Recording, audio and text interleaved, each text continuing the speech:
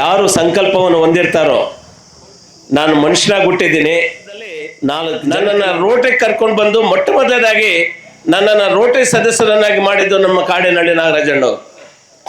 ಇವತ್ತು ಏನಾದರೂ ಒಂದು ರೋಟರಿಯಲ್ಲಿ ನನ್ನಿಂದ ಒಂದು ಅಷ್ಟು ಸಹಾಯ ಆಗಿದೆ, ತಾಲೂಕಲ್ಲಿ ಈ ಜನರಿಗೆ ಒಂದು ಸಹಾಯ ಆಗಿದೆ ನಮ್ಮ ರೋಟರಿಯಿಂದ ಅಂತ ಹೇಳಿದ್ರೆ ಅದು ಮೊಟ್ಟ ಮೊದಲನೇದಾಗಿ ಆ ಒಂದು ಕೀರ್ತಿ ನಮ್ಮ ಕಾಡೇನಹಳ್ಳಿ ನಾಗರಾಜ್ ಅವರು ಸೇರ್ಬೇಕಾಗ್ತದೆ. ಸೊ ಅದೇ ರೀತಿ ಇವತ್ತು ಎಂಥ ಒಂದು ಕಾರ್ಯಕ್ರಮ ಅಂತ ಹೇಳಿದ್ರೆ ರೋಟರಿ ಇವತ್ತು ನೀವು ಕೊಡ್ತಾ ಇರ್ತಕ್ಕಂಥ ಜಂಟಿ ಇದರಲ್ಲಿ ನೀವು ಕೊಡ್ತಾ ಇರ್ತಕ್ಕಂಥ ಹಸುಗಳು ಇವತ್ತು ಸುಮಾರು ಕುಟುಂಬಗಳಿಗೆ ಅದೊಂದು ಆಶ್ರಯ ತಾಣವಾಗ್ತಾ ಇದೆ. ಆದರೆ ಈ ಹುಟ್ಟು ಸಾವಿನ ಮಧ್ಯೆ ಈ ಸಮಾಜಕ್ಕೆ ನಾನು ಏನು ಉಪಯೋಗಕ್ಕೆ ಬಂದಿದ್ದೀನಿ, ಸಮಾಜಕ್ಕೆ ನಾನು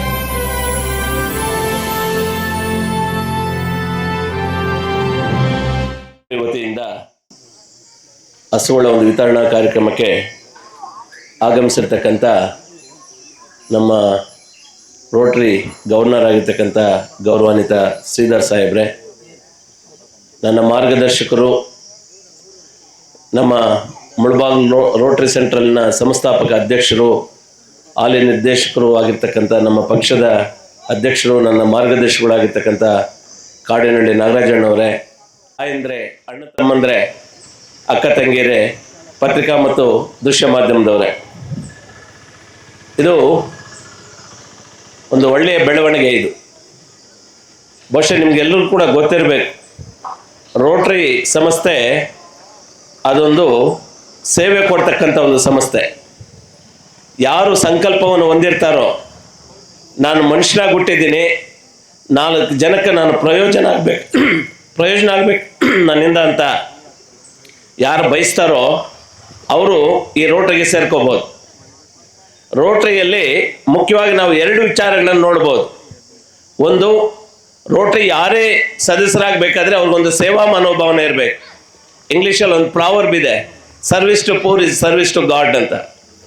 ನಾವು ಏನು ಬಡವರಿಗೆ ಸಹಾಯ ಮಾಡಿದ್ರೆ ದೇವರಿಗೆ ಸಹಾಯ ಮಾಡಿದಾಗೆ. ಅದಕ್ಕೆ ಸಹಾಯ ಮಾಡುವಂಥ ಮನೋಭಾವನೆ ಇಟ್ಕೊಂಡಿರ್ತಕ್ಕಂಥವ್ರು ರೋಟರಿಗೆ ಸೇರ್ಕೋಬೋದು. ಇನ್ನೊಂದು ಮುಖ್ಯವಾಗಿ ನಾವು ರೋಟರಿಯಲ್ಲಿ ಕಾಣ್ತಕ್ಕಂಥದ್ದು ಶಿಸ್ತಿಗೆ ಬಹಳ ಪ್ರಾಧಾನ್ಯತೆ ಇರ್ತದೆ. ಯಾಕೆ ಶಿಸ್ತಿಗೆ ಅಷ್ಟೊಂದು ಪ್ರಾಧಾನ್ಯತೆ ಇರ್ತದೆ ಅಂತ ಹೇಳಿದ್ರೆ, ರೋಟರಿ ಸೆಂಟ್ರಲ್ನ ಒಂದು ಅಧ್ಯಕ್ಷರಾಗಿ ನಾನು ಕೂಡ ಕೆಲಸ ಮಾಡಿದಂಥವ್ರು.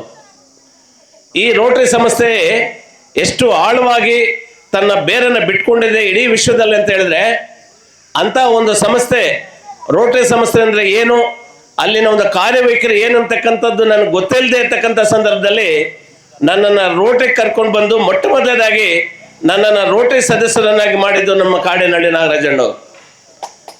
ಅವರ ಒಂದು ಮಾರ್ಗದರ್ಶನದಲ್ಲಿ ಮತ್ತು ರವೀಂದ್ರ ಅವರ ಒಂದು ಸಹಾಯದಿಂದ ಸುಮಾರು ಅಧ್ಯಕ್ಷನಾಗಿ 100ಗಿಂತ ಹೆಚ್ಚಾದಂಥ ಒಂದು ಪ್ರಾಜೆಕ್ಟ್ಗಳನ್ನು ಮಾಡಿದೆ. ಏನು ಮೆಡಿಕಲ್ ಕ್ಯಾಂಪ್ಸ್ ಆಗಿರ್ಬೋದು, ಐ ಕ್ಯಾಂಪ್ಸ್ ಆಗಿರ್ಬೋದು, ಬ್ಲಡ್ ಡೊನೇಷನ್ ಕ್ಯಾಂಪ್ಸ್ ಆಗಿರ್ಬೋದು, ಇದಾಗಿ 100ಕ್ಕಿಂತ ಮೇಲ್ಪಟ್ಟು ಪ್ರಾಜೆಕ್ಟ್ಸನ್ನು ಮಾಡಿರ್ತಕ್ಕಂಥದ್ದು. ಇವತ್ತು ಏನಾದರೂ ಒಂದು ರೋಟರಿಯಲ್ಲಿ ನನ್ನಿಂದ ಒಂದು ಅಷ್ಟು ಸಹಾಯ ಆಗಿದೆ, ತಾಲೂಕಲ್ಲಿ ಈ ಜನರಿಗೆ ಒಂದು ಸಹಾಯ ಆಗಿದೆ ನಮ್ಮ ರೋಟರಿಯಿಂದ ಅಂತ ಹೇಳಿದ್ರೆ ಅದು ಮೊಟ್ಟ ಮೊದಲನೇದಾಗಿ ಆ ಒಂದು ಕೀರ್ತಿ ನಮ್ಮ ಕಾಡೇನಹಳ್ಳಿ ನಾಗರಾಜ್ ಅವರು ಸೇರ್ಬೇಕಾಗ್ತದೆ.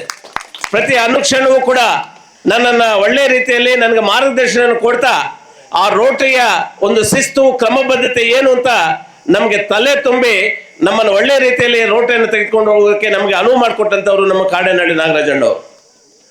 ಸೊ ಅದೇ ರೀತಿ ಇವತ್ತು ಎಂಥ ಒಂದು ಕಾರ್ಯಕ್ರಮ ಅಂತ ಹೇಳಿದ್ರೆ ರೋಟರಿ ಮತ್ತು ನಮ್ಮ ಪ್ರಭಾಕರ್ ಒಂದು ಸಹಯೋಗದಲ್ಲಿ ಒಂದು ಹಸುಗಳನ್ನು ವಿತರಣೆ ಮಾಡ್ತಕ್ಕಂಥ ಒಂದು ಕಾರ್ಯಕ್ರಮ.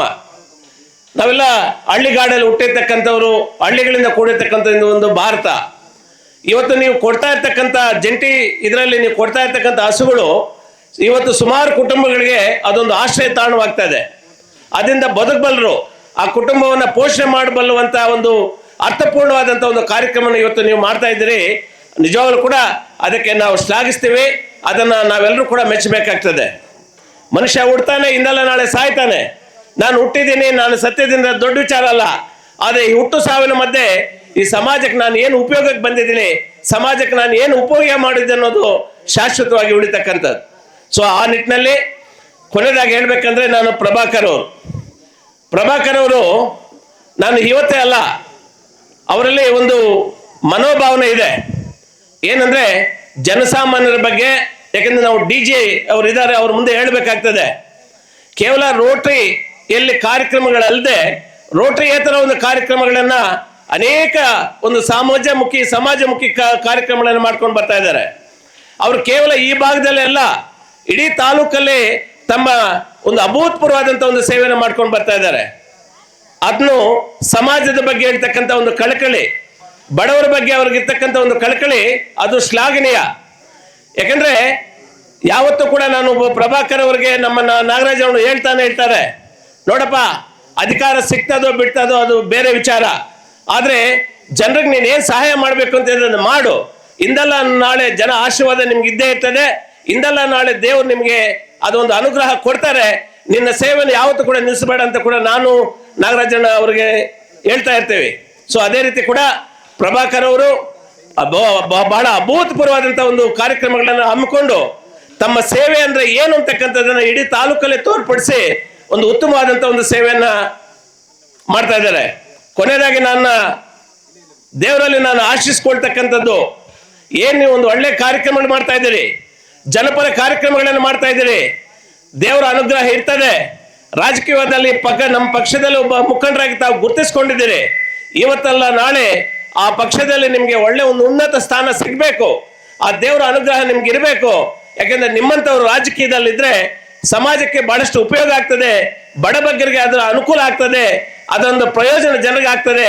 ನಿಮ್ಮಂಥವ್ರು ರಾಜಕೀಯದಲ್ಲಿ ಬಹಳಷ್ಟು ಬೆಳವಣಿಗೆ ಆಗಬೇಕು ಅಂತ ಕೂಡ ಆ ದೇವರಲ್ಲಿ ಆಶಿಸ್ತಾ ಈ ಒಂದು ಕಾರ್ಯಕ್ರಮಕ್ಕೆ ಕರೆಸಿ ಒಂದು 4-6 ಮಾತುಗಳನ್ನು ಆಡುವಂತ ಅವಕಾಶವನ್ನು ಕೊಟ್ಟಂತ ವೇದಿಕೆಯಲ್ಲಿರ್ತಕ್ಕಂಥ ಎಲ್ಲ ಗಣ್ಯರಿಗೆ ನನ್ನ ನಮನಗಳನ್ನು ಸಲ್ಲಿಸಿ ನನ್ನ ಮಾತನ್ನು ಮುಗಿಸ್ತಾ ಇದ್ದೆ.